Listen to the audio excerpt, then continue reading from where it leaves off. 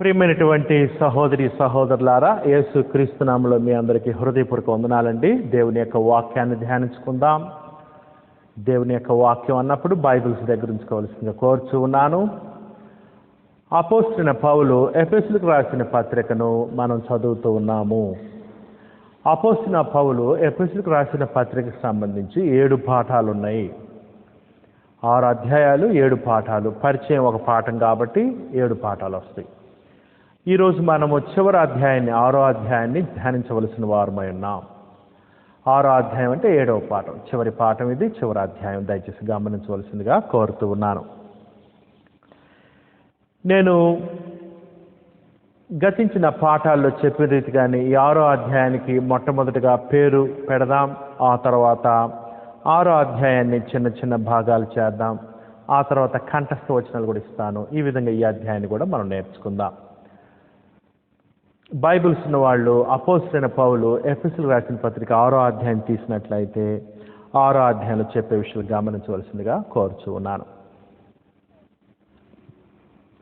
6వ అధ్యాయానికి ఏమని పేరు పెట్టుకుంటారంటే క్రొత్త సంబంధాలు, న్యూ రిలేషన్షిప్స్, క్రొత్త సంబంధాలు.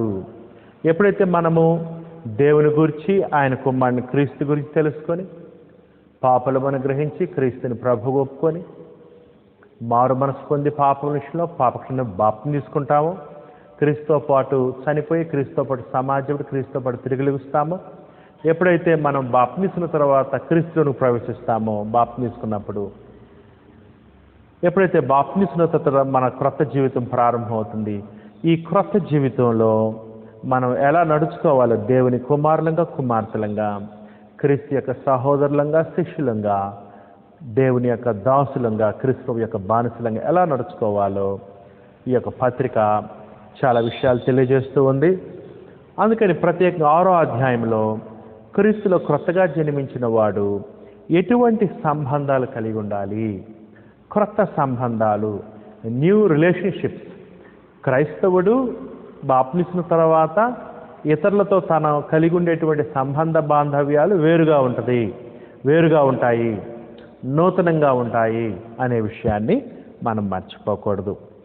అందుకని ఈ 6వ అధ్యాయంలో సంబంధాల గురించి చెప్తున్నాడు కాబట్టి క్రొత్త సంబంధాలు, న్యూ రిలేషన్షిప్స్, క్రొత్త సంబంధాలు అనే పేరు 6వ అధ్యాయానికి పెట్టుకుంటే బాగుంటుంది. ఎందుకంటే పిల్లలు తల్లిదండ్రుల పట్ల ఎలాగుండాలి, తల్లిదండ్రులు పిల్లల పట్ల ఎలాగుండాలి, యజమానులు దాసుల పట్ల ఎలాగుండాలి, దాసులు యజమానుల పట్ల ఎలాగుండాలి, అపవాది సంబంధుల పట్ల క్రైస్తుడు ఎలాగుండాలి. అంతేకాదు 5వ అధ్యాయంలో కూడా మనం చూసాం, భార్య పట్ల భర్త ఎలాగుండాలి, భర్త పట్ల భార్య యొక్క బాధ్యతలు, వారి యొక్క సంబంధాలు ఎలాగుండాలో కూడా మనం 5వ అధ్యాయంలో చూసాం. అందుకని క్రొత్త సంబంధాలు, 6వ అధ్యాయము క్రొత్త సంబంధాలు అనే పేరు పెట్టుకోండి, న్యూ రిలేషన్షిప్స్. ఆ తర్వాత ఈ అధ్యాయాన్ని కూడా 4 భాగాలు చేద్దాం సహోదరులారా. 6వ అధ్యాయాన్ని 4 భాగాలు చేసి మనం ఒక్కొక్క భాగాన్ని జాగ్రత్తగా చదువుకుంటూ వెళదాం. మొట్టమొదటి భాగం ఏంటంటే 6వ అధ్యాయము 1వ వచనం నుంచి 4వ వచనం వరకు మొదటి భాగము. 6వ అధ్యాయము 1వ వచనం నుంచి 4వ వచనం వరకు మొదటి భాగం. ఈ భాగానికి పేరు ఏమని పెట్టుకుంటారంటే పిల్లలు మరియు తండ్రులు, పిల్లలు మరియు తల్లిదండ్రులు, వారి మధ్య ఉన్నటువంటి సంబంధాలు ఎలాగుండాలో, ఒక్కొక్కరి బాధ్యతలు ఏంటో ఆ విషయాలు ఇక్కడ 6వ అధ్యాయం మొదటి 4 వచనాల్లో పిల్లలు మరియు తల్లిదండ్రుల బాధ్యతలు, లేకపోతే వారి మధ్య ఉండాల్సినటువంటి సంబంధాలు, వారి సంబంధాలు ఎలా ఉండాలి అనే విషయాన్ని ఇక్కడ తెలియజేస్తూ ఉంటాడు. ఆ తర్వాత 2వ భాగం ఏంటంటే 6వ అధ్యాయం 5వ వచనం నుంచి 6వ అధ్యాయం 9వ వచనం 2వ భాగము. దీంట్లో ఈ భాగానికి 2వ భాగానికి పేరు ఏమని పెట్టుకుంటారంటే దాసులు మరియు యజమానులు, వారి యొక్క సంబంధాలు, వారి యొక్క బాధ్యతలు కూడా తెలియజేస్తాడు. అది 2వ భాగం. 3వ భాగం ఏంటంటే 6వ అధ్యాయము 10వ వచనం నుంచి 6వ అధ్యాయం 20వ వచనం వరకు 3వ భాగము. దీనికి ఏమని పేరు పెట్టుకుంటారంటే దేవుడిచ్చు సర్వాంగ కవచము, the whole armor of God, దేవుడిచ్చు సర్వాంగ కవచం అనే పేరు దయచేసి ఈ 3వ భాగానికి పెట్టుకోండి. అంతేకాదు 3వ భాగంలోని ఈ మాటలు కూడా రాసుకోండి. ఆత్మ సంబంధమైన యుద్ధము, ప్రభు సైన్యము అనే మాటలు కూడా రాసుకోండి. ఆత్మ సంబంధమైన యుద్ధము, ప్రభు సైన్యం. చివరిగా ఈ 6వ అధ్యాయంలో 4వ భాగం చూస్తున్నా. 6వ అధ్యాయం 21వ వచనం నుంచి 6వ అధ్యాయం 24వ వచనం వరకు 4వ భాగం. ఈ 4వ భాగానికి ఏమని పెట్టుకుంటారంటే చివరి శుభాకాంక్షలు, చివరి మాటలు అని కూడా మీరు పెట్టుకోవచ్చు. చివరి మాటలని మనం చూస్తున్నాం, పౌలు యొక్క చివరి మాటలు. ఇదండి సహోదరులారా, ఈ అధ్యాయాన్ని 4 భాగాలు చేసాం. ఇప్పుడు మనం ఒక్కొక్క అధ్యాయాన్ని, ఒక్కొక్క భాగాన్ని నేర్చుకుంటూ వెళ్దాం. 6వ అధ్యాయంలో ఒక్కొక్క భాగాన్ని నేర్చుకుంటూ వెళ్దాం. 6వ అధ్యాయం మొదటి 4 వచనాలండి. ఇక్కడ పిల్లలు తల్లిదండ్రుల మధ్య ఉండేటువంటి బాధ్యతల గురించి, సంబంధాల గురించి పౌలు మాట్లాడాడు. సహోదరి సహోదరులారా, గుర్తుంచుకోండి, క్రైస్తవ్యం అనేటువంటి నూతన సంబంధ బాంధవ్యాలని ఏర్పాటు చేస్తుంది. క్రైస్తవ్యం క్రొత్త సంబంధాలను ఏర్పాటు చేస్తుంది అనే విషయాన్ని దయచేసి మనసులో పెట్టుకోవాల్సిన కోరుతూ ఉన్నా. ఇదివరకు నువ్వు క్రైస్తవుడు కాకముందు విధి విధానాలు వేరు. ఇప్పుడు క్రైస్తవుడు అయిన తర్వాత దేవుడు చెప్పినట్లుగా మన సృష్టికర్తని, దేవుని యొక్క ఉద్దేశాలు ఏంటో అర్థం చేసుకుని గ్రంథంలో క్రీస్తు బోధలో, అపోస్తుల బోధలో ఉంటూ వాటిని మనం నెరవేర్చాలి. క్రొత్త సంబంధ బాంధవ్యాలు మనం అందరితో ఏర్పాటు చేసుకోవలసిన వారమై ఉన్నాం. మనం క్రొత్తగా జన్మించామంటే మన యొక్క ప్రవర్తన క్రొత్తగా ఉంటుంది, మన గురి క్రొత్తగా ఉంటుంది, మన ఆలోచనలు క్రొత్త ఆలోచనలు, మన మాటలు క్రొత్తగా ఉంటాయి, మన ప్రవర్తన క్రొత్తగా ఉండాలి. అంతేకాదు అందరితో మన సంబంధాలు కూడా నూతనంగా ఉండాలి. పాత జీవితంలో ఉండినట్లుగా కొనసాగకూడదు. ఇదే క్రొత్త జీవితం అంటే, ఇదే ఆత్మీయ జీవితం అంటే, ఇదే నూతన జీవితం అంటే క్రీస్తు యేసులో. ఇదే శ్రేష్టమైన జీవితం అంటే మనం క్రొత్త జీవితంలో ఎవరి పిల్లలుగా జీవించాలి? దేవుని పిల్లలుగా జీవించాలి. ఎవరి సహోదరులుగా జీవించాలి? క్రీస్తు యొక్క సహోదరుల స్థాయిలో, దేవుని కుమారుల కుమార్తెల స్థాయిలో మనం జీవించాలి. అది దేవుని యొక్క వాక్యం మనకు నేర్పేటువంటి క్రొత్త ప్రవర్తన. 6వ అధ్యాయంలో పిల్లలు తల్లిదండ్రుల మధ్య ఉన్నటువంటి సంబంధం గురించి చూద్దాం. 6వ అధ్యాయం మొదటి 4 వచనాలు. పిల్లలారా, ప్రభునందు మీ తల్లిదండ్రులకు విధేయులైనడి, ఇది ధర్మమే అని చెప్పాడు. మొట్టమొదటిగా పిల్లలకు చెప్తున్నాడు, పిల్లలారా ప్రభునందు, ప్రభువును బట్టి, క్రీస్తు ప్రభుని బట్టి, రాజుగారి యొక్క ఆజ్ఞను బట్టి, రాజుగారి యొక్క చిత్తాన్ని బట్టి. ఇప్పుడు మనం క్రీస్తు రాజ్యంలో ఉన్నాంగా, ఇప్పుడు మన క్రీస్తు ప్రభువు కదా, ఆ యొక్క నియమాన్ని బట్టి, క్రొత్త నిబంధన నియమాన్ని బట్టి, క్రీస్తు యొక్క సువార్త నియమాన్ని బట్టి, ప్రభునందు మీ తల్లిదండ్రులకు విధేయులైనడి, ఇది ధర్మమే. తల్లిదండ్రులకు విధేయులై ఉండుడి, ఇది ధర్మమే అన్నాడు, న్యాయం అన్నాడు, రీజనబుల్ అన్నాడు, అన్యాయం ఏం కాదన్నాడు. ఆ తర్వాత చూడండి, నీకు మేలు కలుగునట్లు నీ తండ్రిని తల్లిని సన్మానింపము, అప్పుడు నీవు భూమి మీద దీర్ఘాయుష్మంతుడు వగుదువు. సహోదరులారా, పిల్లలు తల్లిదండ్రులకు లోబట్టడం వల్ల నష్టమేమి లేదు, గొప్ప దీవెనలు ఉన్నాయి వాళ్ళకి. దేవుడు కూడా వారిని దీవిస్తాడు పిల్లల్ని. ఎలాగూ నీకు మేలు కలిగినట్లు దేవుడు పిల్లలకు మేలు చేస్తాడు. ఆ తర్వాత నీ తండ్రిని తల్లిని సన్మానించము, గౌరవించాలి, ప్రేమించాలి, ఘనపరచాలి. అప్పుడు నువ్వు చేసినట్లయితే నీవు భూమి మీద దీర్ఘాయుష్మంతుడు వగుదువు, దేవుడు నిన్ను ఆయుష్తో దీవిస్తాడు అనే విషయాన్ని ఇక్కడ దేవుడు తెలియజేస్తూ ఉన్నాడు. ఈ విధంగా పిల్లలు తల్లిదండ్రులకు లోబట్టడం వల్ల వాళ్ళకి ప్రయోజనమే, అది ధర్మం కూడా అని కూడా మనం చూస్తూ ఉన్నాం. మొట్టమొదటిగా పిల్లలు గుర్తుంచుకోవాల్సిన విషయం ఏంటంటే, తల్లిదండ్రులు ఈ లోకంలో పిల్లల్ని ఎక్కువగా ప్రేమించేది, వారి బాగోగులు ఎక్కువగా కోరేది తల్లిదండ్రులు. ఆ తర్వాత ఎవరైనా. తల్లిదండ్రుల కంటే గొప్ప ప్రేమను ఎవరు చూపించగలరంటే పిల్లల పట్ల దేవుడు, ఆ తర్వాత తల్లిదండ్రులు. తల్లిదండ్రులు పిల్లల మేలు కోరేవాళ్ళు అనే విషయాన్ని పిల్లలు గ్రహించారు. కొన్నిసార్లు పిల్లలకి అది అర్థం కాదు. ఏది అర్థం కాదు? తల్లిదండ్రులు పిల్లల యొక్క మేలు కోరేవారు అనే విషయం అర్థం కాదు. స్నేహితుల మాటలు వింటూ పాడవుతూ ఉంటారు.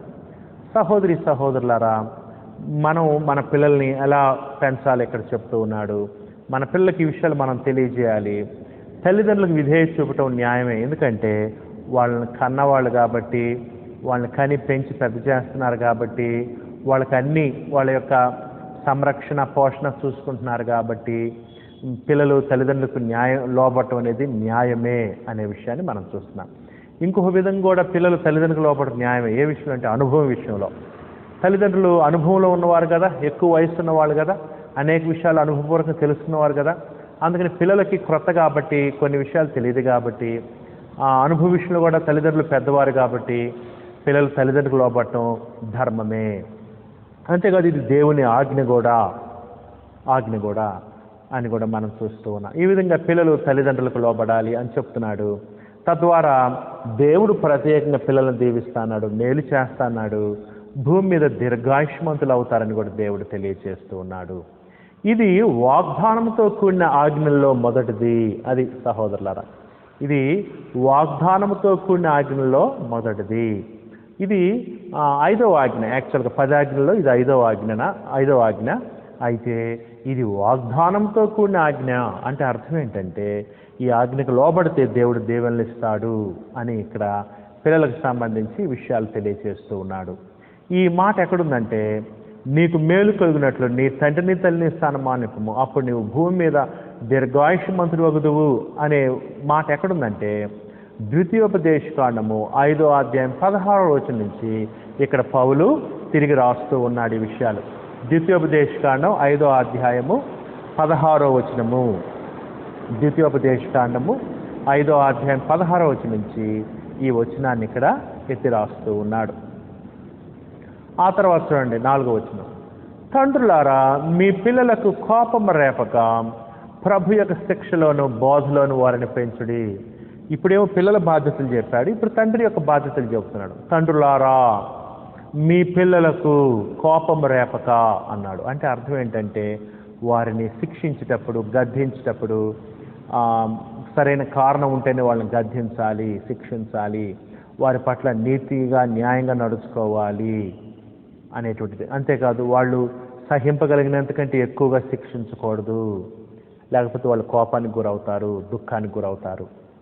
తండ్రులారా, మీ పిల్లలకు కోపం రేపక న్యాయంగా శిక్షించాలి, ధర్మంగా శిక్షించాలి, కారణం చెప్పి శిక్షించాలి, వారు భరించగలిగినంతకంటే ఎక్కువగా శిక్షించకూడదు. కోపము రేపక ప్రభు యొక్క శిక్షలోను బోధలోను వారిని పెంచుడు. పిల్లలు పెరుగుతున్నప్పుడు వారిని ప్రభు యొక్క శిక్షణలోను క్రమశిక్షణలోను, ప్రభు యొక్క క్రమశిక్షణలోను, ప్రభు యొక్క బోధలో వారిని పెంచాలి. మనం చిన్నప్పటి నుంచి కూడా వారికి మనం వారిని గద్దిస్తున్నప్పుడు, ఖండిస్తున్నప్పుడు, హెచ్చరిస్తున్నప్పుడు, బుద్ధి చెప్తున్నప్పుడు ఏమని చెప్పాలంటే ఇది దేవుని చిత్తము, ఇది ప్రభు అయిన క్రీస్తు యొక్క చిత్తము, దేవుని యొక్క వాక్యం ఈ విధంగా చెప్తుంది, ప్రభు ఈ విధంగా చెప్తున్నాడని మనం శిక్షిస్తూ ఉండాలి. అప్పుడు వారు చిన్నప్పటి నుంచి కూడా దేవునికి, ప్రభు అయిన క్రీస్తుకి లోబడటానికి అవకాశం ఉంటుంది. ఆ విధంగా వారిని పెంచాలి. సహోదరులారా, ఈ లోకంలో క్రైస్తవులైన తల్లిదండ్రులు కలిగినటువంటి పిల్లలు ఎంతో ఆచరించబడిన వాళ్ళు. ఎందుకంటే క్రైస్తవ తల్లిదండ్రులకి దేవుని చిత్తం తెలుసు కాబట్టి చిన్నప్పటి నుంచే, బాల్యం నుంచే వారిని ప్రభు యొక్క శిక్షణలోను, ప్రభు యొక్క క్రమశిక్షణలోను బోధలు పెంచుతారు. కాబట్టి ఒక వయసు రాగానే వారు దేవునికి మంచి కుమారులుగా, క్రీస్తుకి మంచి శిష్యులుగా ఉండటానికి అవకాశం ఏర్పడుతుంది. ఆ విధంగా మనం పిల్లల్ని చిన్నప్పటి నుంచే భక్తిలో పెంచాలి.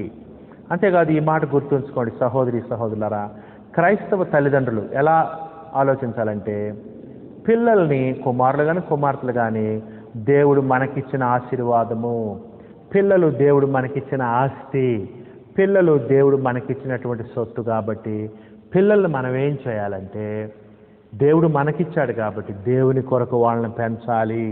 అది గొప్ప విషయం. దేవుని కొరకు వారిని పెంచాలి.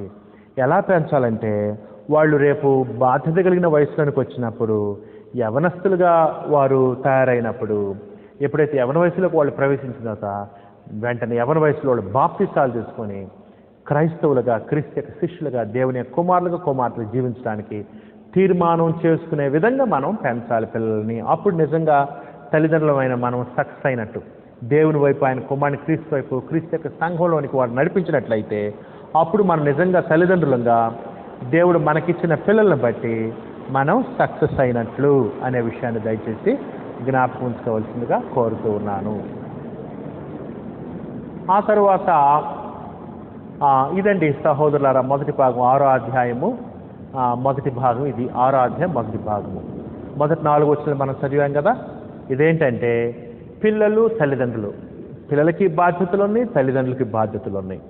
వీళ్ళిద్దరి మధ్య ఎటువంటి సంబంధం ఉండాలి, వాళ్ళ యొక్క సంబంధాలు ఎలాగుండాలో దేవుడు ఇక్కడ తెలియచేస్తూ ఉన్నాడు. చక్కటి విషయాలు మనం నేర్చుకున్నాం. ఆ తర్వాత 2వ భాగంలోనికి వెళదాం. బైబిల్స్ ఉన్న వాళ్ళు 6వ అధ్యాయము 2వ భాగాన్ని గమనించవలసిందిగా కోరుతూ ఉన్నాను. 6వ అధ్యాయం 2వ భాగాన్ని. 2వ భాగం ఏంటంటే 5వ వచనం నుంచి 9వ వచనం వరకు 2వ భాగం. ఎఫెసీయులకు రాసిన పత్రిక 6వ అధ్యాయము 5వ వచనం నుంచి 9వ వచనం వరకు 2వ భాగం. ఈ 2వ భాగానికి ఏమని పేరు పెట్టుకుంటారంటే దాసులు మరియు యజమానులు. దాసులు మరియు యజమానులు అనే పేరు దయచేసి పెట్టుకోవాల్సిందిగా కోరుచు ఉన్నాను. దాసులు మరియు యజమానులు, వారి యొక్క సంబంధాలు, వారి యొక్క బాధ్యతలు, ఎటువంటి రిలేషన్షిప్ కలిగి ఉండాలి అంటే వాళ్ళ రెస్పాన్సిబిలిటీస్ ఏంటి, బాధ్యతలు ఏంటి ఒకరి పట్ల ఒకరికి అనేది మనం చూద్దాం. సహోదరులారా, సమాజంలో ఎవరి బాధ్యతలు వాళ్ళు గుర్తెరిగి వాటిని నిర్వర్తిస్తూ ఉండినట్లయితే చాలా సమస్యలు పరిష్కారం అవుతాయి. ఎప్పుడు సమస్యలు ఉత్పన్నం అవుతాయి అంటే ఎవరైనా ఒకరు తమ బాధ్యతలు నిర్వర్తించినప్పుడు అప్పుడు సమస్యలు వస్తాయి.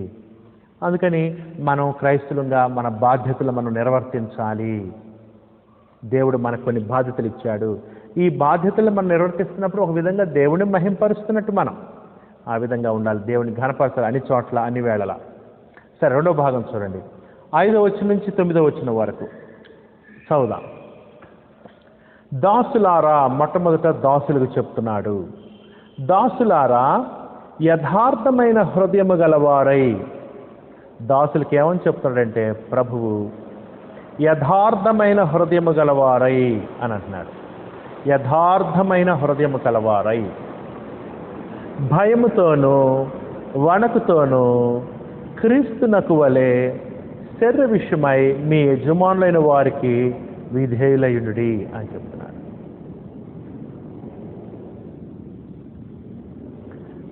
దాసులారా, యథార్థమైన హృదయము గలవారై. దాసులకు యథార్థమైన హృదయం కలిగి ఉండమన్నాడు. నిజాయితీతో ఉన్నటువంటి హృదయం కలిగి ఉండమన్నాడు. భయముతోనూ వణకుతోనూ క్రీస్తునకు వలె. చూసారా సహోదరి ఎట్లయితే భార్యలు క్రీస్తుకి ఎట్లా లోబడతారో అట్లా భర్తలకు లోబడాలని చెప్పాడు. ఇక్కడ కూడా అదే చెప్తున్నాడు.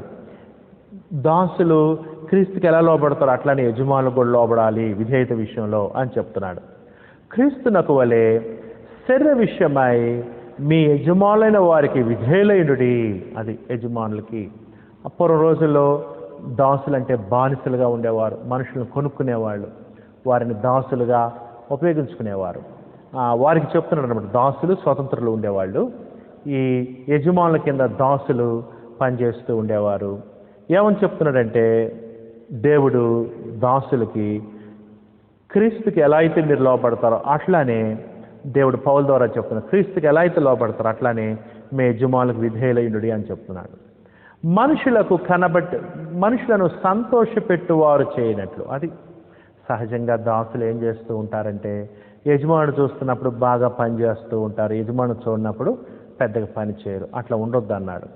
మనుషులను సంతోషపెట్టువారు చేయనట్లు కంటికి కనబడుటకే కాక, అది కంటికి కనపడే విధంగా చేయటం కాదు, క్రీస్తు దాసులమనిరిగి, క్రీస్తువు చూస్తున్నాడు అనేటువంటి జ్ఞానంతో క్రీస్తువు చూస్తున్నాడు, క్రీస్తు దాసులమని ఎరిగి దేవుని చిత్తమును మనఃపూర్వకముగా జరిగించచ్చు. అది సహజంగా దాసులు ఏం చేస్తారు, హృదయపూర్వకంగా చేయరు, కానీ హృదయపూర్వకంగా చేయమన్నారు.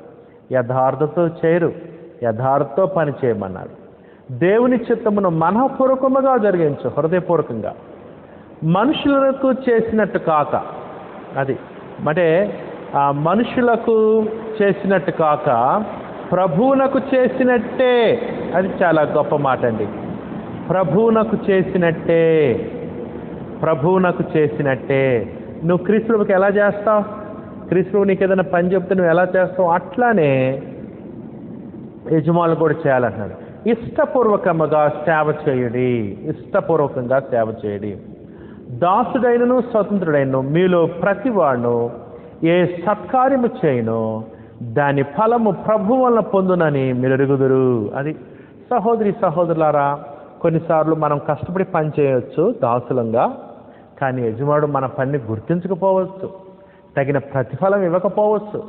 అయితే ప్రభు అని క్రీస్తు మనకి యజమానుడు కాబట్టి ఆయన కూడా మన పనిని చూస్తున్నాడు కాబట్టి ఆయన మనకు తగిన ప్రతిఫలం ఇస్తారు అనేటువంటి విశ్వాసంతో మనము పని యజమానులకు లోబడాలి. ప్రభు చూస్తున్నాడు, ప్రభు తగిన ప్రతిఫలం ఇస్తాడు అని మనము ప్రభువుకు లోబడినట్టుగా వారికి లోబడాలి, ప్రభువు చేసినట్టుగా వారికి పరిచర్య చేయాలని ఇక్కడ పౌలు దేవుని జ్ఞానం చేత తెలియజేస్తూ ఉన్నాడు.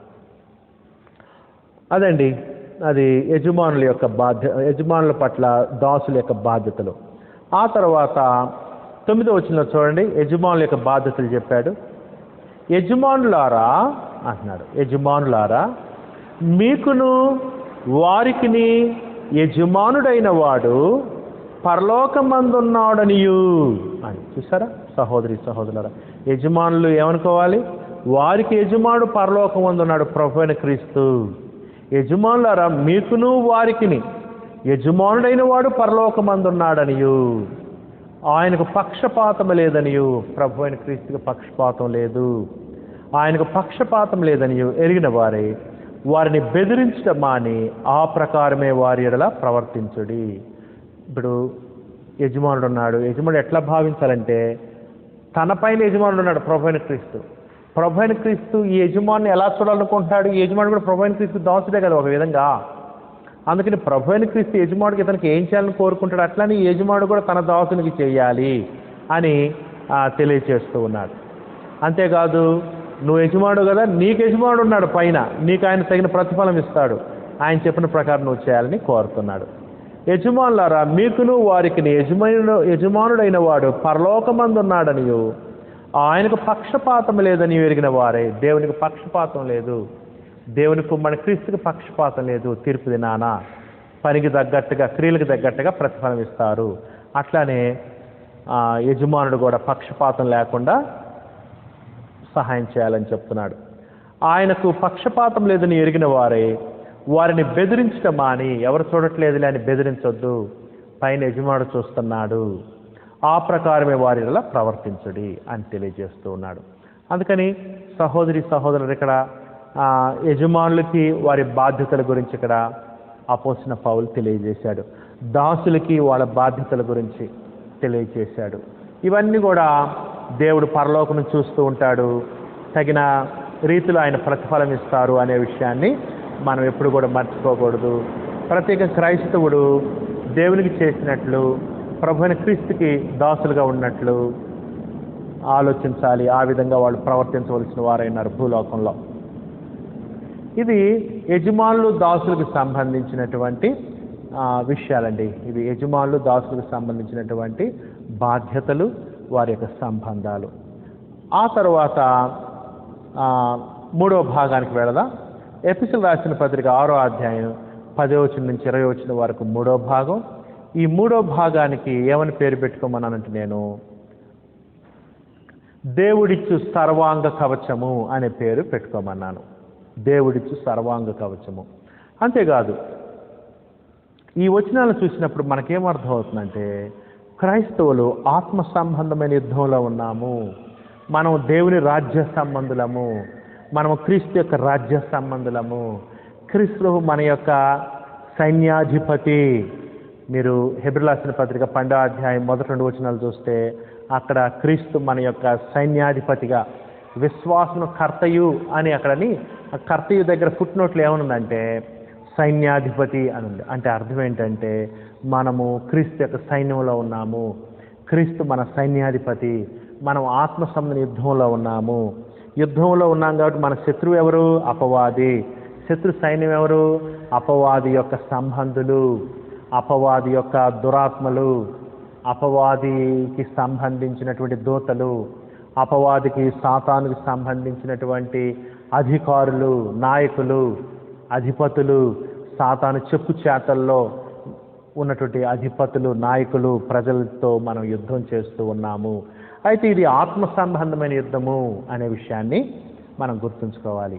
ఇదండి ఇక్కడ ఈ 10 నుంచి 20 వచనాలు ఇదే విషయం చెప్తారు. ఆత్మ సన్నిధంలో ఉన్నాం, మనం ప్రభు సైన్యంలో ఉన్నాం, మనం ఆత్మ సంబంధమైన యుద్ధం చేయాలి అని చెప్తాడు. చూద్దాం, చూడండి 10 నుంచి 20 వచనాలు. తుదకు ప్రభు యొక్క మహాశక్తిని బట్టి ఆయన యందు బలవంతులైనడి. అది క్రీస్తు ప్రభుని బట్టి, క్రీస్తు యొక్క మహాశక్తిని బట్టి, ఆయన గొప్ప సైన్యాధిపతి, ఆయన సాతాన్ని జయించిన వాడు, ఆయన శోధనని జయించిన వాడు, లోకాన్ని జయించిన వాడు, పాపాన్ని జయించిన వాడు, శరీరాన్ని జయించిన వాడు, సమస్తమును జయించినటువంటి వాడు ప్రభువైన క్రీస్తు. కాబట్టి మనం బాప్తిస్మం క్రీస్తులో ఉన్నాం కాబట్టి, మనం క్రీస్తు యొక్క సైనికులం కాబట్టి, క్రీస్తుని బట్టి మనం బలవంతులుగా ఉండాలి. మహాశక్తిని బట్టి ఆయన యందు బలవంతులైండుడి అని చెప్తున్నాడు. క్రీస్తుని బట్టి బలవంతులు. ఈ బలం ఏంటంటే ఇది శరీర సంబంధమైన బలం కాదు, ఇది ఆత్మ సంబంధమైన బలము, దేవుణ్ణి బట్టి కలిగే బలము, క్రీస్తుని బట్టి కలిగే బలము, దేవుని వాక్యం ద్వారా మనం పొందే బలం, ఇది ఆత్మీయ బలము. మీరు అపవాది తంత్రములను ఎదిరించుటకు, అది సహోదరి సహోదరులు, మనం ఎవరిని ఎదిరించాలి? మన ప్రధాన శత్రువు ఎవరు? అపవాది, మన విరోధి అపవాది. అపవాది అని ఒకటేసుకుంది ఏముందంటే సాతాను అని కూడా ఉంది ఫుట్ నోట్లో ఒకటేసి, అంటే సాతానుతో మన పోరాటము. మీరు అపవాది తంత్రములను ఎదిరించుటకు, అది సహోదరి సహోదరు, అపవాది కొన్ని తంత్రాలు ఉపయోగిస్తాడు. అపవాది కుయుక్తి కలిగిన వాడు, అపవాది వివేకంగా ప్రవర్తిస్తాడు. అపవాది తంత్రములను అని అన్నాడు. చూసారా, రకరకాల తంత్రాలు ఉపయోగిస్తూ ఉంటారు అపవాది, రకరకాల విధాలుగా శోధిస్తూ ఉంటాడు. చూసారా, శరీరాశలు, నేత్రాశలు, జీవబడమము, ఈ విధంగా అన్నమాట. మీరు అపవాది తంత్రములను ఎదిరించుటకు శక్తిమంతుడగునట్లు అపవాదిని ఎదిరించాలి. మీరు అపవాదిని ఎదిరిస్తే వాడు మీ వద్ద నుంచి పారిపోతాడని కూడా చెప్పారు. కాబట్టి ఎదిరించాలి, నిలబడాలి, ఆ శోధన ఎదుర్కోవాలి, లోపడకూడదు కదా సహోదరులారా. అపవాది తంత్రములను ఎదిరించుటకు శక్తిమంతులగునట్లు, అపవాదిని వాని తంత్రాలను ఎదిరించడానికి శక్తిమంతులు అవ్వాలంటే దేవుడిచ్చు సర్వాంగ కవచమును ధరించుకొనుడి అన్నాడు. అది దేవుడిచ్చేటువంటి సర్వాంగ కవచాన్ని మనం ధరించుకోవాలి. అప్పుడు మనము అపవాదిని, వాని తంత్రాలని మనం ఎదిరించగలం. ఇది ఆత్మ సంబంధమైన యుద్ధము, ఆత్మ సంబంధమైనటువంటి బలము, ఆత్మ సంబంధమైన సర్వాంగ కవచము.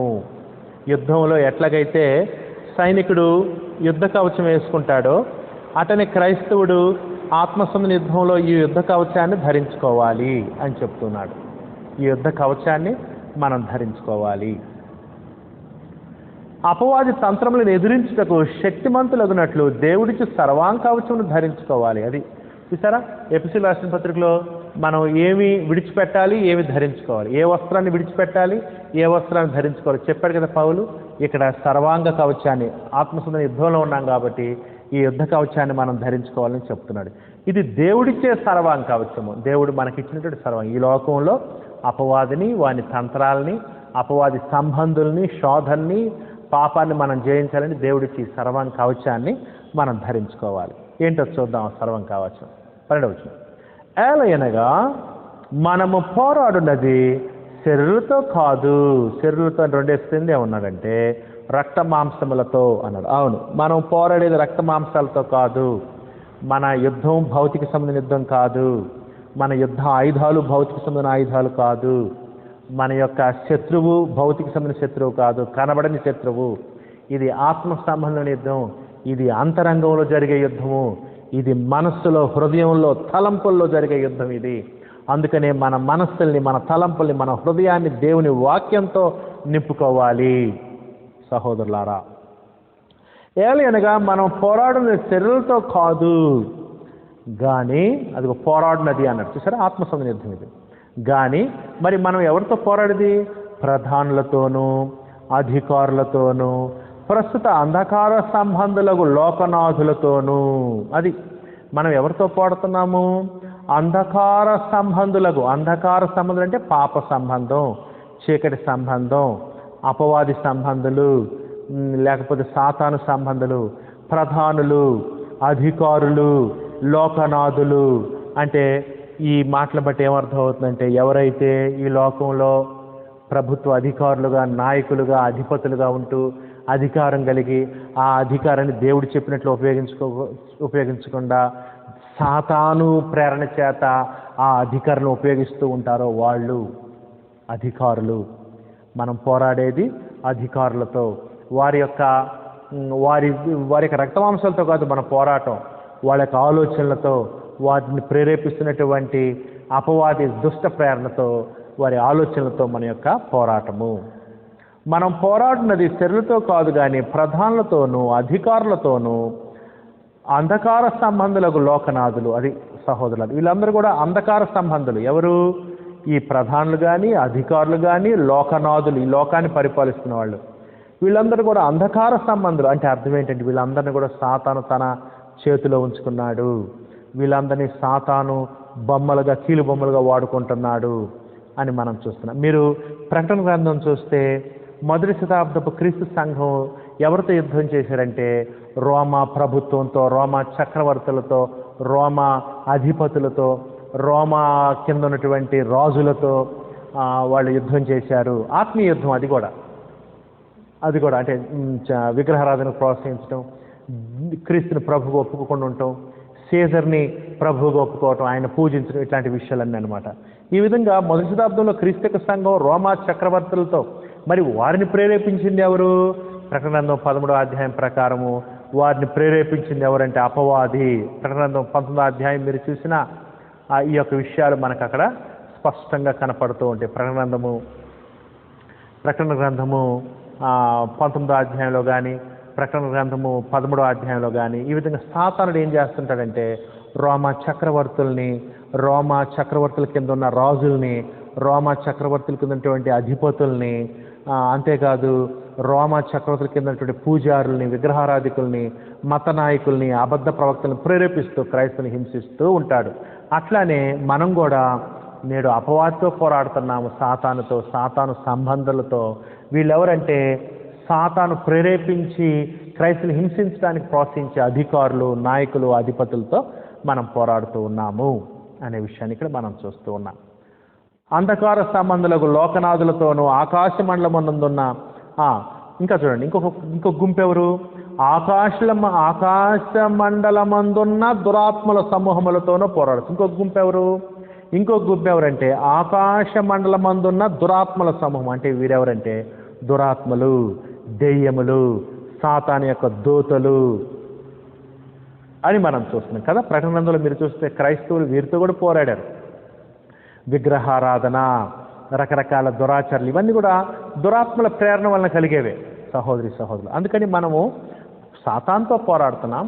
సాతాడు ఎవరెవరిని ఉపయోగించుకుంటాడు తన పరిచారంలో? దురాత్మలను, అంతేకాదు లోకనాథులను ఉపయోగించుకొని క్రైస్తవుల్ని హింసించడానికి, క్రైస్తవుల్ని విశ్వాసాన్ని తొలగించడానికి ప్రయత్నాలు చేస్తూ ఉంటాడు, శోధిస్తూ ఉంటాడు, శ్రమకు గురి చేస్తూ ఉంటాడు. ఇవి కొన్నిసార్లు మరణానికి కూడా గురి చేయొచ్చు దేవుడు అనుమతిస్తే. ఇటువంటి ఆత్మ సంబంధన పోరాటంలో మనం ఉన్నాము అనే విషయాన్ని దయచేసి గుర్తుంచుకోవాలి. సహోదరులారా, మనం పోరాడుతుంది చిన్న గ్రూప్తో కాదు, పెద్ద పెద్ద సమూహాలతోటే మనం పోరాడుతున్నాము అనే విషయాన్ని గుర్తుంచుకోండి. ఇంత గొప్ప సమూహంతో మనం పోరాడుతున్నాం కాబట్టి మనం ఏకాంతంగా లేకపోతే వ్యక్తిగతంగా పోరాడితే విజయం సాధించలేము. దేవుడిచ్చే సర్వాంగ కవచాన్ని ధరించుకొని మనం పోరాడితే అప్పుడు మనం ఈ ఆత్మసన్నిధంలో విజయం సాధించగలము విశ్వాసం చేత. అందుచేతను ఇంత గొప్ప సమూహంతో మనం పోరాడుతున్నాం కాబట్టి మనం ఏం చేయాలి? అందుచేతను మీరు ఆపద్దినమందు వారిని ఎదిరించుటకును, అది ఎదిరించాలి, నిలబడాలి, శోధన సహించాలి, శోధన తట్టుకోవాలి. శోధన సహించువాడు ధన్యుడు అన్నాడు కదా. మనము శ్రమలను సహించాలి, శోధనల్ని జయించవలసినటువంటి అపవాదిని జయించాలి, శోధనకు లోబడకూడదు. అందుచేత మీరు ఆపద్దినమందు, ఆ శోధన దినమందు, ఆ శ్రమ దినమందు వారిని ఎదిరించుటకు సమస్తమును నెరవేర్చిన వారే. ఆ విధంగా సాతానుడు శోధన కలుగు చేస్తూ ఉంటాడు, ప్రేరేపిస్తూ ఉంటాడు, దురాలోచన కలిగిస్తుంటాడు. మనం దేవుని ఆలోచనలు, దేవుని వాక్య సంబంధమైన ఆలోచనలు మనం కలుగుతూ ఉంటాయి. మనం ఏమి నెరవేర్చాలి? దేవుని చిత్తాన్ని నెరవేర్చాలి. సాతాను యొక్క ఉద్దేశం నెరవేర్చకూడదు. సమస్తము నెరవేర్చిన వాడు దేవుడు చెప్పిన ప్రకారం చేసి నిలువబడినట్లు, అది పడిపోకూడదు, నిలవాలి శోధనలో, ప్రభు కొరకు నిలిచోవాలి. నిలవబడినట్లు శక్తిమంతులగినట్లు, నిలిచే శక్తి కావాలంటే, శోధనలో శ్రమల్లో కూడా దేవుని పక్షాన నెరవేర్చే శక్తి కావాలంటే దేవుడిచ్చు సర్వాంగ కవచమును ధరించుకునడి. ఈ సర్వాంగ కవచాన్ని ధరించుకుంటే మనం అపవాదిని జయించవచ్చు, శోధన జయించవచ్చు. సర్వాంగ కవచము మొత్తం ధరించుకోవాలి, ఏదో ఒకటి కాదు. ఈ సర్వాంగ కవచం మొత్తం ధరించుకోవాలి. ఏదో ఒక సగం వరకు ధరించుకోవటం కాదు, పూర్తిగా ధరించుకోవాలి. ఏదో ఒక వస్తువు ధరించుకోవటం కాదు, పూర్తిగా ధరించుకోవాలి. చూడండి, ఈ సర్వాంగ కవచం కూడా ఆత్మ సంబంధమైందే. ఏంటో చూడండి, 14 వచనం. ఏలయనగా మీ నడుమునకు సత్యమును దట్టి కట్టుకొని, అది సహోదరి సహోదరులు, నడుమునకు సత్యమును దట్టి కట్టుకొని అన్నాడు. సత్యమును దట్టి అంటే బెల్ట్ అన్నమాట. యుద్ధానికి వెళ్ళేటప్పుడు గట్టి బెల్ట్ నడుముకు కట్టుకుంటారనమాట. ఆ యుద్ధంలో వస్త్రాలు లూజుగా ఉండకుండా గట్టిగా ఉంటే బలంగా యుద్ధం చేయొచ్చు అన్నట్లుగా బెల్ట్ పెట్టుకుంటారు కదా. అట్లానే మనం సత్యమును బెల్ట్గా కట్టుకోవాలి. సత్యం అంటే ఏంటి? సత్యమందు వారిని ప్రతిష్ఠ చేయము, నీ వాక్యమే సత్యము అని చెప్పాడు యేసు ప్రభు కదా. యోహాను సువార్త 17:17. మనము దేవుని వాక్యం అనే సత్యాన్ని మనం కలిగి ఉండాలి. మన మనస్సులో పెట్టుకోవాలి, మన హృదయాల్లో పెట్టుకోవాలి, మన అంతరంగంలో పెట్టుకోవాలి. సత్యం చేత మనం సంసిద్ధులం కావాలి. నీతి అను మైమరువు తొడుకుని, రొమ్ములను, యుద్ధంలో రొమ్ముని కాపాడేటువంటి వస్తువు ఏంటంటే మైమరువు. ఆ మైమరువును మనం ధరించుకోవాలి. నీతి అను మైమరువు, నీతిని ధరించుకోవాలి. దేవుని నీతిన్యాలను మనం ధరించుకోవాలి. దేవుడు క్రీస్తునందు మన నీతి మొదలు తీరుస్తున్నాడు కాబట్టి క్రీస్తులో ఉండాలి. క్రీస్తు ప్రభు యొక్క నీతిన్యాలను మనం నెరవేర్చాలి. నీతిన్యాయాలు దేవుని వాక్యము నీతిన్యాయాలతో కూడినటువంటిది. అందుకని దేవుని వాక్యాన్ని మనం మనసులో పెట్టుకోవాలి, హృదయంలో పెట్టుకోవాలి. దేవుని వాక్య ప్రకారం నడుచుకోవాలి శోధనలో కూడా. నీతి అను మైమరువు తొడుక్కొని, పాదములకు సమాధాన సువార్త వలనైనా సిద్ధ మనస్సును జోడు తొడుక్కొని. పాదాలకు ఏముండాలి? యుద్ధంలో ప్రత్యేకమైనటువంటి షూస్ ఉంటాయి యుద్ధంలో ఉన్న వాళ్ళకి, అట్లాంటి షూ వేసుకోవాలి. అదేంటి క్రైస్తవునికి? పాదములకు సమాధాన సువార్త వలనైనా సిద్ధ మనస్సు. సమాధాన సువార్త, క్రీస్తు యొక్క సువార్త వలన కలిగే సిద్ధ మనస్సు కలిగి ఉండటమే ఆ జోడు వేసుకోవటం. క్రీస్తు యొక్క సువార్తని అర్థం చేసుకోవాలి, గ్రహించాలి, ఆ సువార్త ప్రకారం జీవించాలనేటువంటి సిద్ధమైన మనస్సు కలిగి ఉండటమే ఆ యొక్క జోడు అని మనం చూస్తున్నాం. ఇవన్నీ కాక విశ్వాసమును డాలు పట్టుకొనిడి. ఈ విశ్వాసం అనే డాలు కవచం ఎందుకంటే శత్రులు వేసే బాణాలని ఆర్పటానికి అనమాట. విశ్వాసమును డాలు పట్టుకొని దానితో మీరు దుష్టుని అగ్నిబాణములంటిని ఆర్పుటకు శక్తిమంతులగుదురు. విశ్వాసం అనే డాలు పట్టుకోవాలి. సహోదరి విశ్వాసం ఎలాగలిగింది? కాగా వినుట వలన విశ్వాసము కలుగును, వినుట క్రీస్తుని గురించిన మాటల వలన కలుగునని పౌలు తెలియజేశారు రోమా 10:17. అంటే అర్థం ఏంటంటే వాక్యాన్ని బాగా వినాలి. వాక్యం బాగా అంటే బాగా వింటే విశ్వాసం బాగా ఉంటుంది. విశ్వాసం బలంగా ఉంటే మనం శోధనలు ఎదుర్కోవచ్చు. అగ్ని బాణములన్నిటినీ, రకరకాల బాణాలు వేస్తూ ఉంటాడు అపవాది. వెరైటీ బాణాలు వేస్తుంటారు. ఇదివరకు నువ్వు ఎటువంటి పాపాలు చేస్తే వాటిని ప్రేరేపించడానికి ప్రోత్సహిస్తూ ఉంటాడు. ఈ విధంగా పాత జీవితాన్ని తిరిగి నీలో తీసుకురావడానికి ప్రయత్నిస్తూ ఉంటాడు. వీటిని మనం ఏం చేయాలి? విశ్వాసంతో వాటిని ఎదుర్కొని జయించవలసిన వారమైన. దుష్టుని అగ్ని బాణములు అంటే అపవాది మన మీదకు వేసేటువంటి తంత్రాలు. దుష్టుని అగ్ని బాణుని ఆర్పుటకు శక్తివంతులగుదురు. శక్తి కలిగి ఉంటాం మనము. తర్వాత మరియు రక్షణయను స్థిరస్థానమును, అది రక్షణ పోగొట్టుకోకూడదు. నమ్మి బాప్తిసం పొందిన వాడు రక్షించబడును. ఆ రక్షణకరమైన స్థితిని మనం పోగొట్టుకోకూడదు. ఆ రక్షణ కలిగినటువంటి మనస్సును మనం కలిగి ఉండాలి. సర్వలోకములకు సర్వసృష్టికి సువార్తను ప్రకటించడి, నమ్మి బాప్తిసం పొందిన రక్షించబడును. అందుకని రక్షణ కాపాడుకోవడానికి వాక్యానికి సంబంధం ఉంది. తర్వాత దేవుని వాక్యమును ఆత్మ ఖడ్గమును ధరించుకున్నది. అది శత్రువుల్ని చంపాలంటే ఖడ్గం కావాలి చేతిలో కదా. ఆ ఖడ్గం ఏంటంటే దేవుని వాక్యం అనే ఆత్మ ఖడ్గమును ధరించుకున్నది. ఎప్పుడు కూడా వాక్యం చేత మనం నింపుకోవాలి. మన మనస్సుల్ని, మన తలంపుల్ని, మన హృదయాల్ని, మన అంతరంగాన్ని వాక్యంతో నింపుకోవాలి. క్రీస్తు ప్రభుని అపవాది శోధిస్తూ ఉన్నాడు.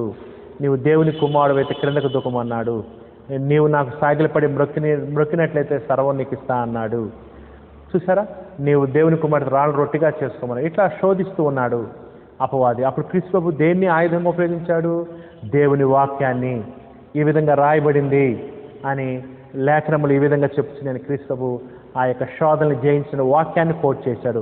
అట్లా మనం దేవుని వాక్యం చేత మనం నింపుకొని శోధనలో ఆ వాక్యాన్ని మనం జ్ఞాపకం తెచ్చుకొని అపవాదిని జయించవలసినటువంటి వారమైన క్రీస్తు ఒక చక్కటి మాది. దేవుని వాక్యం మనం ఆత్మ ఖడ్గము. పరిశుద్ధాత్మ ఉపయోగించే ఖడ్గం ఏంటి? దేవుని వాక్యము. అది దేవుని వాక్యం మనం బాగా నేర్చుకొని బాగా గ్రహించి బాగా గుర్తుపెట్టుకుంటే ఆత్మ ఖడ్గాన్ని మనం ధరించుకున్నట్టు శోధనల్ని జయించగలము. సహోదరి ఇక్కడ ఒక చిన్న మాట చెప్తాను చూడండి. ఇక్కడ చెప్పినటువంటి ఇవన్నీ కూడా చెప్పినటువంటివి అన్నీ కూడా ఉదాహరణకి ఫస్ట్ ఏమని చెప్పాడు? సత్యమను దట్టి 1, నీతి అను మైమరువు 2, జోడు 3, ఆ తర్వాత డాలు 4, ఆ తర్వాత దేవుని వాక్యం అనేటువంటి శిరస్త్రాణం 5, ఖడ్గము 6. ఈ 6 వస్తువులు చెప్పాడు కదా సహోదరులారు, 6 వస్తువులు. ఈ 6 వస్తువులు ఒక విధంగా దేవుని వాక్యానికి సంబంధించినయే. సరే, సత్యం దేవుని వాక్యం సత్యం, నీతి దేవుని కట్టలన్నీ నీతి గలవి, తర్వాత జోడు సువార్త వలన సిద్ధ మనస్సు వాక్యానికి సంబంధించిందే, డాలు విశ్వాసం వాక్యం వెంట వల్ల విశ్వాసం కలిగిద్ది, ఆ తర్వాత రక్షణ సువార్త ద్వారా కలిగేది రక్షణ, దేవుని వాక్యము. చూసారు, అన్నీ కూడా వాక్యానికి సంబంధించిందివే, అన్నీ కూడా. అందుకని మనం ఎంత గొప్పగా ఆత్మీయంగా బలపడితే ఆత్మక ఆహారం ఏంటి? వాక్యం పాలులాగా పనిచేస్తుంది.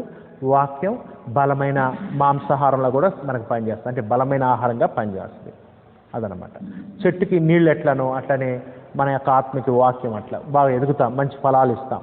ఈ విధంగా వాక్యాన్ని ధ్యానిస్తూ పరిశీలిస్తూ పరిశోధిస్తూ నేర్చుకుంటూ మన హృదయాల్ని మన తలంపుల్ని మన అంతరంగాన్ని మన మనస్సుల్ని దేవుని వాక్యం చేత నింపుకోవాలి. క్రీస్తు వాక్యము మీలో సమృద్ధిగా నివసింపనీయడని పౌలు కొలస్సెలో ఉన్నటువంటి సంఘానికి చెప్పాడు కదా, అదనమాట.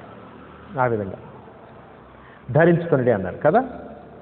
తర్వాత 10వ వచనం, ఇంకా ఈ ఆత్మసంబంధ యుద్ధంలో జయించాలని ఇంకోటి కావాలంటే ఏంటి?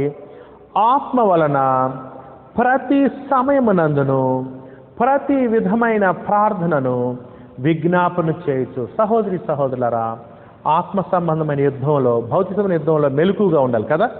యుద్ధంలో మెలకువ లేకపోతే యుద్ధంలో ఓడిపోతాం. యుద్ధంలో మెలకుగా ఉండటం ఎంత ప్రాముఖ్యమో ఆత్మ సంబంధమైన యుద్ధంలో మెలకుగా ఉండటం అంటే ఎల్లప్పుడూ ప్రార్థన చేయటం, ప్రతి సమయంలో ప్రతి విషయంలో ఎల్లప్పుడూ ప్రార్థన చేయటం, మెలకుగా ఉండటము. అందుకని ఆత్మ వలన అని అన్నాడు కదా. పరిశుద్ధాత్మ వలన, పరిశుద్ధాత్మ చెప్పినట్లు దేవుని చిత్త ప్రకారము దేవుని వాక్యానుసారంగా మనం ఏం చేస్తూ ఉండాలి? ప్రతి సమయమందును ఉదయం మధ్యాహ్నం సాయంత్రం ఎడవేళ ప్రతి సమయమందును ప్రతి విధమైన ప్రార్థన. అది ప్రతి విధమైన ప్రార్థన. కొన్నిసార్లు దుఃఖంలో ఉన్నప్పుడు చేసే ప్రార్థన వేరుగా ఉంటుంది, ఇతరుల కొరకు ప్రార్థన చేసే విధానం వేరుగా ఉంటుంది. కొన్నిసార్లు సంఘం కొరకు, సువార్తకుల కొరకు, మన ఆరోగ్యం కొరకు, మన ఇబ్బంది కొరకు, ఇట్లా అన్ని రకాల ప్రార్థనలు. ప్రతి విధమైన ప్రార్థనను విజ్ఞాపనను చేసి, కొన్నిసార్లు అధికారుల కొరకు మనం ప్రార్థన చేయాలి. మనల్ని హింసిస్తున్నా, మనకి బాధ పెడుతున్నా రాజకీయ నాయకుల కొరకు, స్థానిక నాయకుల కొరకు, ప్రభుత్వ అధికారులు ఉంటారు, వాళ్ళు సాతాను చేత ప్రేరేపించబడి ఇబ్బంది కలుగు చేస్తుంది. ఇటువంటి వారు మనసు మార్చుకోవాలని మనం దేవునికి మొరపెట్టాలి, ప్రార్థన చేస్తూ ఉండాలి. ప్రతి విషయమునందును ప్రతి విధమైన ప్రార్థనను విజ్ఞాపనము చేయొచ్చు. చూసారా సహోదరులారా, మనం ప్రార్థనలు చేస్తే దేవుడు గొప్ప గొప్ప రాజులుని మనసు మార్చగలడు. ఆ విషయాన్ని గుర్తుంచుకోండి. మరి మీ అందరూ తెలుసు, నెహెమ్యా ప్రార్థన చేస్తే ఆనాడు ఉన్నటువంటి మాదీ పార్షియల్ యొక్క చక్రవర్తి మనసు మార్చుకున్నాడు కదా. ఎజ్రా ప్రార్థన చేస్తే ఆనాడు ఉన్నటువంటి చక్రవర్తుల మనసులు మార్చుకున్నారు కదా. దానియేలు ప్రార్థన చేస్తే ఎంతో బలంగా ప్రభావం చూపించింది. ఈ విధంగా అందుకే ఇందాక చెప్పాడు కదా పౌలు గారు అధికారుల కొరకు తిమోతికి రాసినటువంటి మొదటి పత్రిక 2వ అధ్యాయంలో పౌలు చెప్పాడు. అపోస్తలుడైన పౌలు తిమోతి రాసిన మొదటి పత్రిక 2వ అధ్యాయం. ఎందుకంటే పౌలు తిమోతి ఎఫెసు సంఘంలో పనిచేస్తున్నాడు సువార్తికునిగా. ఈ అధికారుల కొరకు, నాయకుల కొరకు, వీళ్ళందరి కొరకు ప్రార్థన చేయమన్నాడు. రాజుల కొరకు, రాజ్యాల కొరకు మనం కూడా ఎల్లప్పుడూ ప్రార్థన చేస్తూ ఉండాలి. దేవుడు పరిస్థితులు అనుకూలపరచగలడు. ప్రతి విధమైన ప్రార్థనను విజ్ఞాపనను చేయొచ్చు ఆ విషయమై సమస్త పరిశుద్ధుల నిమిత్తమును పూర్ణమైన పట్టుదలతో విజ్ఞాపన చేయొచ్చు. అందరి కొరకు ప్రార్థన చేయాలి. క్రైస్తవుడు మనుషులందరి కొరకు చేయాలి. సంఘం కొరకు, సువార్తికుల కొరకు, ఇరుగు పొరుగు వారి కొరకు, బంధువులు, స్నేహితులు, అధికారులు, నాయకులు, ప్రజలందరి కొరకు ప్రార్థన చేయాలి. పూర్ణమైన పట్టుదలతో ప్రార్థన చేయాలి. ప్రార్థనలో పట్టుదల కలిగి ఉండాలి. పట్టుదలతో మనం స్థిరంగా నిలకడగా ప్రార్థన చేస్తూ ఉండాలి. విజ్ఞాపన చేయొచ్చు, మెలకువగా ఉండాలి. అది యుద్ధంలో ఎట్లయితే సైనికుడు మెలకువగా ఉండాలో ఆత్మసంబంధ యుద్ధంలో మెలకువగా ఉండటం ఎల్లప్పుడూ ప్రార్థన చేయటము. 10వ వచనం అండి. మరియు నేను దేని నిమిత్తము రాయబారినై సంఖ్యలలో ఉన్నాను. సహోదరులారా, ఇక్కడ పౌలు సంఖ్యల్లో ఉన్నాను అంటూ ఉన్నాడు. తర్వాత చూడండి, పౌలు గారు ఇంకేమన్నాడు? నేను దేని నిమిత్తము రాయబారినై సంఖ్యలలో ఉన్నాను అన్నాడు. రాయబారి అంటే అర్థం ఏంటంటే, చూడండి, రాయబారి అంటే అర్థం చాలా ప్రాముఖ్యమైన మాట. అది రాయబారి అంటే అర్థం ఏంటంటే, ఒక రాజ్యం తరపున సమాధాన పడమని వచ్చి అడిగేవాడు రాయబారి. వేరే రాజ్యానికి ఒక రాజ్యం తరపున వాళ్ళు పంపిస్తారు ఈ రాయబారిని. వేరే రాజ్యం దగ్గరికి వెళ్ళి యుద్ధం చేయకముందు యుద్ధం ఎందుకయ్యా, సమాధాన పడదాం అని అడిగేవాడు రాయబారి అనమాట. క్రీస్తు ప్రభు యొక్క రాయబారి ఎవరు? పౌలు గారు. క్రీస్తు యొక్క రాజ్యం యొక్క రాయబారి పౌలు. పౌలు గారు ఏమంటాడంటే, వెళ్ళి లోకస్తులతో, అయ్యా క్రీస్తు రాజీ పడండి, క్రీస్తు రాజ్యంలోకి రండి, క్రీస్తు సమాధాన పడండి, నమ్మి బాప్తిస్మం దేవుని రాజ్యంలోని, క్రీస్తు రాజ్యంలోకి, దేవునితో సమాధానం, దేవుని శత్రులుగా ఉండొద్దు, దేవునితో యుద్ధం చేయొద్దు, క్రీస్తు యుద్ధం చేయొద్దని బ్రతిలాడేవాడు క్రీస్తు యొక్క రాయబారిన పౌలు. అయితే ఈ విధంగా రాయబారానికి పోతే ఏం చేశారు? పౌల్ని సంఖ్యలతో బంధించాడు. నువ్వేంది మాకు సువార్త చెప్పేది, మేమెందుకు మారుతాం అన్నట్టుగా. సహోదరి సోదరులు, అప్పుడు రేపు దేవుడు ఎంత కోపగిస్తాడు ఆ సంఖ్యలు వేసిన వారి మీద? క్రీస్తు ఎంత కోపగిస్తాడు తన రాయబారిని సంఖ్యలతో వేస్తే? దేవుడిని మనం ఎదుర్కోగలవా? క్రీస్తుని ఎదుర్కోగలవా? అది ఈ విధంగా పౌలు రాయబారినై సంఖ్యలలో ఉన్నాడు. రాయబార సమాధాన సువార్త చెబుతుంటే, సమాధాన పడమని సువార్త చెబుతుంటే, బతిలాడుకుంటుంటే ఆయన సంఖ్యలతో బంధించాడు. రేపు దేవుడు అటువంటి వారిని శిక్షిస్తాడు. ఉన్నాను ఆ సువార్త మర్మమును ధైర్యముగా తెలియజేయుటకు. సహోదరి సహోదరులు, ఇక్కడ ఏమన్నాడు? సువార్తని క్రీస్తు యొక్క సువార్త మర్మము అన్నాడు. అంటే అర్థం ఏంటంటే జగత్తు పునాది వేయబడక మునిపే దేవుడు క్రీస్తునందు ఏర్పాటు చేసిన దయా సంకల్పము దేవుని యొక్క మర్మము. క్రీస్తు యొక్క సువార్త ఆ మర్మాన్ని ప్రత్యక్షపరుస్తుంది. క్రీస్తు యొక్క సువార్త ఆ మర్మాన్ని తేటతెల్లం చేస్తుంది. ఆ మర్మాన్ని తెలియజేసేది క్రీస్తు యొక్క సువార్త. అందుకనే ఆ సువార్త మర్మము అన్నాడు. చూసారా? ఆ సువార్త మర్మమును ధైర్యముగా తెలియజేయటకు. అది సహోదరి సహోదరులారా, వాక్యం చెప్పాలంటే, కొన్ని చోట్ల వాక్యం చెప్పాలంటే ధైర్యం కావాలి. దాని కొరకు ప్రార్థన చేయాలి మనం సువార్తికుల కొరకు. ధైర్యముగా తెలియజేయటకు నేను నోరు తెరిచినప్పుడు దానిని గురించి నేను మాట్లాడవలసినట్టుగా ధైర్యంతో మాట్లాడటం. చూసారా? సహోదరి సహోదరులు, కొంతమంది భయపడి సువార్తను ఉన్నదన్నట్టుగా చెప్పరు. భయపడి వాళ్ళకి సువార్తను కొద్దిగా మారుస్తాడు, కొద్దిగా మెత్తగా చేస్తాడు. చూసారు? కారణం ఏంటి? ఎదుటోళ్ళకి భయపడి వాళ్ళు ఏమైనా అంటారేమో అని. చూసారా? అయితే ఇక్కడ పౌలు గారు ఏమంటున్నాడంటే, సువార్తను ఎట్లయితే ప్రకటించాలో, ఎలా ప్రకటించాలని దేవుడు కోరుకున్నాడో ఆ విధంగా నేను ప్రకటించడానికి నాకు ధైర్యం కావటానికి ప్రార్థన చేయండి నా కొరకు అన్నాడు. పౌలు గారికే ప్రార్థన అంత అవసరమైనప్పుడు మరి సువార్తలు మనకెంత అవసరం ప్రార్థన? అందుకని సంఘ సభ్యులు సువార్తల కొరకు కూడా ప్రార్థన చేయాలి. ధైర్యంగా తెలియజేయటకు నేను నోరు తెరిచినప్పుడు దాని గురించి నేను మాట్లాడవలసినట్టుగా, అది దేవుడు చెప్పిన విధానంలో చెప్పాలి సువార్త. ఎదుటి వాళ్ళని బాధపడతారనో లేకపోతే ఏమైనా చేస్తారని మార్చడం కాదు సువార్త అంటే. ఉన్నదన్నట్టుగా చెప్పటం. దాని గురించి నేను మాట్లాడవలసినట్టుగా ధైర్యంతో మాట్లాడటకై వాక్శక్తి నాకు అనుగ్రహింపబడినట్లుగా. అది ధైర్యం కావాలి. ఎట్లా మాట్లాడాలో అట్లా మాట్లాడే శక్తి కావాలి. ఆ శక్తి కొరకు, ఆ బలం కొరకు, ఆ ధైర్యం కొరకు ప్రార్థన చేయమని పౌలు కోరాడు. సహోదరులారా, ప్రత్యేకంగా పౌలు ఈ పత్రిక రాసే సమయానికి సంఖ్యలలో ఉన్నాడు. కాళ్ళు చేతులకి సంఖ్యలో ఉన్నాయి. చుట్టుపక్కల సైనికులు ఉన్నారు. బహుశా ఆయన భయంగా ఉండుండొచ్చు. అందుకని ధైర్యం కొరకు ఆయన ప్రార్థన చేయమని కోరుతున్నాడు వాక్యం ప్రకటించబడే విషయంలో. నా నిమిత్తము పూర్ణమైన పట్టుదలతో విజ్ఞాపన చేయొచ్చు మెలకువగా ఉండి నా కొరకు కూడా ప్రార్థన చేయండి, సంఘం కొరకు కూడా ప్రార్థన చేయండి అని ఇక్కడ ఆత్మసంధాన యుద్ధంలో మీరు విజయం సాధించడానికి ప్రార్థన చేయండి. ఆత్మసంధాన యుద్ధంలో విజయం సాధించిన సంఘ సభ్యులందరూ విజయం సాధించడానికి ప్రార్థన చేయండి వారి కొరకు కూడా. ఆత్మసంధాన యుద్ధంలో సువార్తలు కూడా విజయం సాధించడానికి వారి కొరకు కూడా ప్రార్థన చేయండి అని కోరుతున్నాడు. ఇక్కడ ప్రార్థన చాలా ప్రాముఖ్యమైనది క్రైస్తవునికి. యుద్ధంలో ఆత్మసంధాన యుద్ధంలో ఒక భాగం ఏంటంటే ప్రార్థన. ప్రార్థన ఒక ఆయుధం, విశ్వాసం ఒక ఆయుధం, దేవుని వాక్యం ఒక ఆయుధం. చూసారా, ఇట్లాంటి ఆయుధాలు మనం ధరించుకుని యుద్ధం చేస్తే అప్పుడు యుద్ధంలో మనం జయిస్తాం, లేకపోతే ఓడిపోతాం. అదండి మూడో భాగం. సహోదరులారా, ఎఫెసీయులకు రాసిన పత్రిక 6వ అధ్యాయంలో 3వ భాగాన్ని మనం చూసాము. దేవుడిచ్చు సర్వాంకవచాన్ని ధరించుకోవాలి. క్రైస్తవుడు ఆత్మసంధాన యుద్ధంలో ఉన్నాడు. క్రైస్తవుడు క్రీస్తు యొక్క సైన్యంలో సైనికుడిగా ఉన్నాడు. యుద్ధం చేయాలి. క్రీస్తు రాజు, ఆయన సైన్యంలో క్రైస్తవుడు సైనికుడు, యుద్ధం చేయాలి అనే విషయాన్ని మనం ఇక్కడ చూస్తూ ఉన్నాం. దేవుని రాజ్యం అంటేనే మనం యుద్ధం చేయాలనేది అర్థం అవుతుంది కదా. మనం దేవుని యొక్క క్రీస్తు యొక్క రాజ్యంలో మనము సభ్యులం కాబట్టి, సంబంధులం కాబట్టి యుద్ధం చేయాలి. ఆ తర్వాత ఎఫెసీయులకు రాసిన పత్రిక 6వ అధ్యాయము 21వ వచనం నుంచి 24వ వచనాలు చదువుదా. 21వ వచనం నుంచి 24వ వచనాలు ఇది చివరి భాగం 6వ అధ్యాయంలో. ఆ చివరి భాగాన్ని మనం చదివి ఈ యొక్క పుస్తకాన్ని ముగిద్దాం. చూడండి, 4వ భాగం. దీనికి ఏమని పేరు పెట్టామంటే చివరి మాటలు, లేకపోతే చివరి శుభాకాంక్షలు అని మనం పేరు పెట్టాం. చూద్దాం పౌలు ఏం చెప్తున్నాడు చివరిగా. మీరును నా క్షేమ సమాచారం అంతా తెలుసుకున్నటకు ప్రియ సహోదరుడును ప్రభునందు నమ్మకమైన పరిచారకునైన తుకికు నా సంగతులని మీకు తెలియజేయును. సహోదరులారా, పౌలు ఎఫెసీ సంఘానికి ఎవరిని పంపించాడు? తుకికును పంపించాడు. ఎందుకు? పౌలు యొక్క పరిస్థితులు వాళ్ళకి చెప్పాలని. మీరును నా క్షేమ సమాచారం అంతా తెలుసుకుంటకు ప్రియ సహోదరుడును ప్రభునందు నమ్మకమైన పరిచారకుడునైనా తుకికు నా సంగతులని మీకు తెలియజేయను. పౌలు తుకికును పంపించాడు.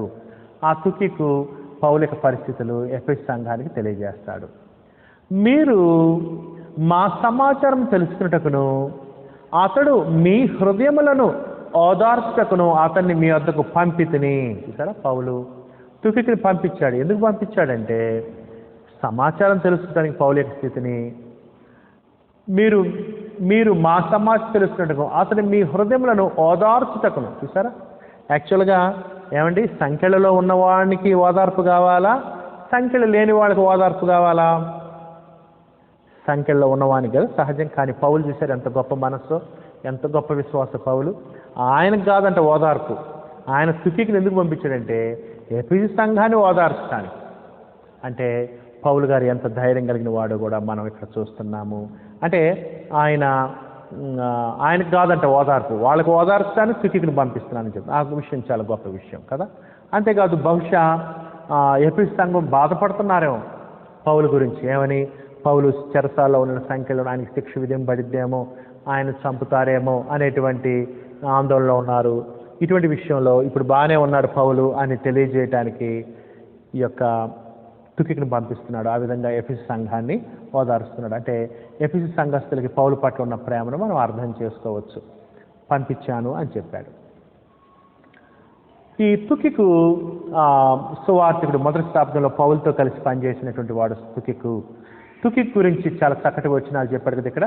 ప్రియ సహోదరుడు అన్నాడు. అంతేకాదు, ప్రభునందు నమ్మకమైన పరిచారకుడు, మంచి సేవకుడు అని చెప్పాడు. కొలస్సీలకు రాసిన పత్రిక 4వ అధ్యాయము, అపోస్తలుడైన పౌలు కొలస్సీలకు రాసిన పత్రిక 4వ అధ్యాయము 7-9 వచనాల్లో కూడా, 4వ అధ్యాయం 7-9 వచనాల్లో కూడా తుకికు గురించి కొన్ని విషయాలు చెప్పాడు. చూడండి, ప్రియ సహోదరుడును ప్రభునందు నమ్మకమైన పరిచారకుడును నా తోటి సేవకుడు, పౌలుతో పాటు కలిసి సేవ చేసిన వాడు తుకికు నన్ను గురించి సంగతులను మీకు తెలియజేయను. మీరు మా స్థితిని తెలుసుకున్నట్లు మీ హృదయంలో అతడు ఆదరించినట్లును అతనితో కూడా నమ్మకమైన ప్రియ సహోదరుడైన ఓనేసిని మీ వద్దకు పంపుతున్నాను. అతడు మీ వద్ద నుండి వచ్చిన వాడే. వీరిక్కడి సంగతులని మీకు తెలియచేతురు. చూసారా సహోదరులారా? అంతేకాదు, తీతుకు రాసిన పత్రికలు కూడా తుకీకు ఉన్నాడు. క్రేతులో కూడా తుకీకు పనిచేసినట్లు కనపడుతుంది. 3వ అధ్యాయం 12వ వచనంలో 3వ అధ్యాయము 12వ వచనంలో మనం చూస్తున్నాం. 3వ అధ్యాయం 12వ వచనంలో నికపోలిలో శీతాకాలం గడపలు నేను నిర్ణయించుకున్నాను గనక నేను అర్థమానైనను తుకికునైనను నీ యొద్దకు పంపినప్పుడు అక్కడికి నా యొద్దకు వచ్చుటకు ప్రయత్నము చేయము. చూసారా, తుకికు మొదటి శతాబ్దపు సంఘంలో చాలా చురుగ్గా పనిచేసిన వాడు, పౌలుతో పాటు జత పనివాడు, నమ్మకమైన వాడు, ప్రియ సహోదరుడు, మంచి పరిచారకుని కూడా మనకు కనపడుతూ ఉంది. ఆ తర్వాత చూడండి సహోదరులారా, 23వ వచనం. తండ్రిన దేవుని నుండి ప్రభుని యేసుక్రీస్తు నుండి సమాధానమును విశ్వాసంతో కూడిన ప్రేమయు సహోదరులకు కలుగును గాక. ఎఫెసీ సంఘంలో ఉన్నటువంటి సహోదరి సహోదరులకు సమాధానము, శాంతి కలగాలని, ప్రేమ ఉండాలని, విశ్వాసం ఉండాలని కోరుతున్నాడు పౌలు. మన ప్రభు అయిన యేసుక్రీస్తును శాశ్వతమైన ప్రేమతో ప్రేమించు వారందరికీ కృప కలుగును గాక. ప్రభు అయిన యేసుక్రీస్తుని ఎటువంటి ప్రేమతో మనం ప్రేమించాలంటే శాశ్వతమైన ప్రేమతో. ఈ లోకంలో మనం ప్రేమించాలి క్రీస్తుని శాశ్వతంగా. శాశ్వతమైన ప్రేమ క్రీస్తు పట్ల మనం కలిగి ఉండాలి. నిజమైన ప్రేమ శాశ్వత కాలముండును అని కూడా మనం చూసాం కదా 1 కొరింథీ 11వ అధ్యాయంలో. ఆ విధంగా ప్రభుని క్రీస్తుని శాశ్వతమైన ప్రేమతో మనం ప్రేమించే వారందరికీ కూడా కృప, దేవుని కృప, కాపుదల, దయాదాక్షిణ్యము కలుగునుగా. కానీ ఇక్కడ పౌలు ఆశీర్వాదకరమైన దీవెనకరమైన మాటలు ఎఫెసీ సంఘ సభ్యులకు తెలియచేస్తూ ఉన్నాడు. ఎఫెసీ సంఘానికి తెలియచేస్తూ ఉన్నాడు. అదండి సహోదరి సహోదరులారా, ఇది 4వ భాగము పౌలు యొక్క చివరి మాటలు మనం చూసాం. ఇంతవరకు మనం ఎఫెసీయులకు రాసిన పత్రిక 6వ అధ్యాయము క్రొత్త సంబంధాలు అని పేరు పెట్టి 6వ అధ్యాయంలో రకరకాల విషయాలు మనం చూసాం. ఎటువంటి సంబంధాలు మనం కలిగి ఉండాలో, మన బాధ్యతలు ఏంటో కూడా మనం చూసాము. ఇంతటితో ఈ పత్రికని మనం ముగిస్తూ ఉన్నాం. దయచేసి ఈ పత్రికలో కంఠస్థ వచనాలు రాసుకోండి. ఈ పత్రికలో కంఠస్థ వచనాలు దయచేసి రాసుకోవాల్సిందిగా కోరుచూ ఉన్నాను. ఎఫెసీయులకు రాసిన పత్రిక 6వ అధ్యాయము మొదటి 4 వచనాలు కంఠస్థ వచనాలు. ఎఫెసీయులకు రాసిన పత్రిక 6వ అధ్యాయం, ఎఫెసీయులకు రాసిన పత్రిక 6వ అధ్యాయము మొదటి 4 వచనాలు కంఠస్థ వచనాలు. ఆ తర్వాత 17వ వచనం కూడా కంఠస్థ వచనము, 17వ వచనం కూడా కంఠస్థ వచనము. ఇంతవరకు మనం ఎఫెసీయులకు రాసిన పత్రిక 6వ అధ్యాయాన్ని ముగించి ఈ పత్రిక కూడా ముగించినట్లే ఈ 7 పాఠాలు, ఇది 7వ పాఠం కదా, ఈ 7 పాఠాలు నాతో పాటు ధ్యానిస్తూ, పరిశీలిస్తూ, పరిశోధిస్తూ విషయాలను గ్రహిస్తున్నటువంటి మీ అందరిని కూడా అభినందిస్తూ ఉన్నాను. ఈ విషయాలు మన విశ్వాస జీవితానికి, క్రైస్తవ జీవితానికి, సువార్థికులకైతే వారు పరిచయం చేస్తున్న సంఘాలకు దీవెనకరంగా ఉండాలని అపోస్తలుడైన పౌలు ఎఫెసీయులకు రాసిన పత్రిక మనల్ని ఎంతో ఆత్మీయంగా బలపరిచిందని, ఆత్మీయంగా మనల్ని ఐశ్వర్యవంతులను చేసిందని, జ్ఞాన విషయంలో ఆత్మీయంగా మనల్ని దేవుని కుమార్తెలుగా చక్కటి రూపురేఖలు, చక్కగా మన ఆత్మను అలంకరించుకోవడానికి ఈ విషయాలు సహాయపడ్డాయని నేను విశ్వసిస్తూ ఉన్నాను. ప్రభు చిత్తం అయితే రాబోయేటువంటి రోజుల్లో ఇంకొన్ని పత్రికలు మనం ధ్యానిద్దాం. ఇంతవరకు విన్నటువంటి మీ అందరికీ కూడా క్రీస్తు యేసు నామములో హృదయపూర్వక వందనాలు తెలియజేస్తూ నా యొక్క మాటలను ముగిస్తూ ఉన్నాను.